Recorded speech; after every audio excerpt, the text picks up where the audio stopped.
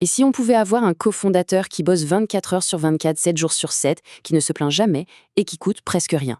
Eh bien, ce n'est plus de la science-fiction, c'est la promesse d'une toute nouvelle génération d'intelligence artificielle. Alors 93 milliards de dollars, ce n'est pas juste un chiffre en l'air, c'est un véritable tsunami économique qui s'apprête à tout changer.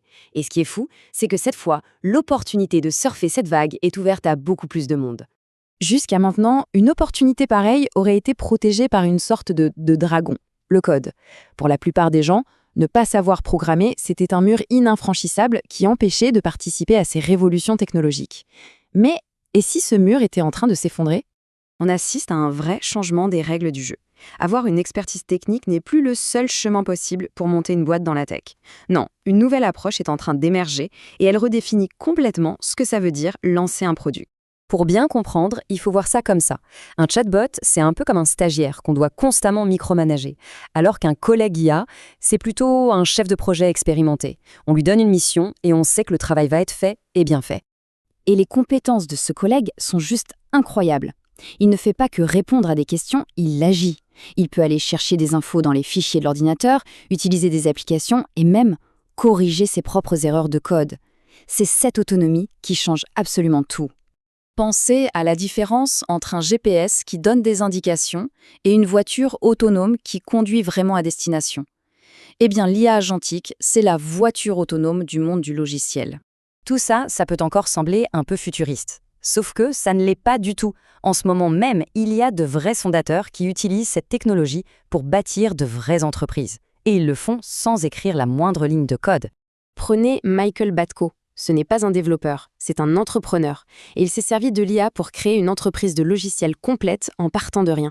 Son histoire, ce n'est pas juste une histoire de technologie, c'est une histoire de démocratisation de la création. Et attention, on ne parle pas d'un simple site vitrine, on parle d'une plateforme logicielle hyper complète avec toutes les fonctionnalités qu'on peut imaginer.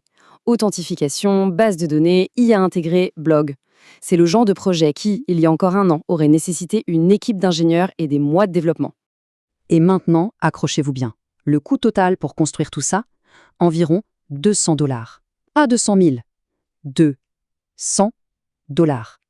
Ce n'est plus une simple réduction des coûts là, c'est un changement de dimension. Et le cas de Michael n'est pas un coup de chance, c'est devenu un véritable modèle. Voici quelques exemples de business qui sont aujourd'hui à la portée de n'importe qui, avec une bonne idée et l'accès à ces nouveaux outils. Alors, comment on fait pour libérer cette puissance? La clé, ce n'est pas de donner des ordres, c'est de savoir lancer une conversation. C'est une toute nouvelle manière de collaborer entre l'humain et la machine. L'ancienne méthode, c'était un peu un casse-tête. On passait des heures à écrire des spécifications super détaillées, on les envoyait à l'IA et on croisait les doigts. C'était un jeu de devinettes qui finissait souvent en frustration. La nouvelle approche, elle, renverse complètement la table. Au lieu de dire à l'IA quoi faire, on la laisse nous poser des questions, nous interviewer. C'est un changement de dynamique qui donne des résultats bien meilleurs.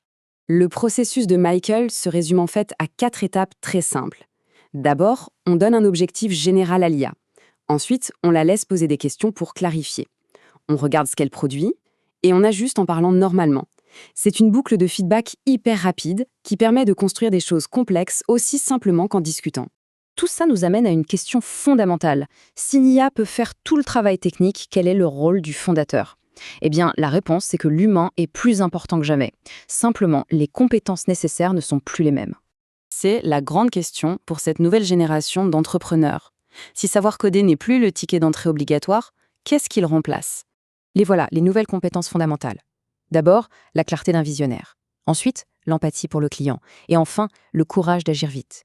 Il s'agit moins de savoir comment construire que de savoir quoi construire et pourquoi. Finalement, le but n'a jamais été d'avoir des lignes de code parfaites.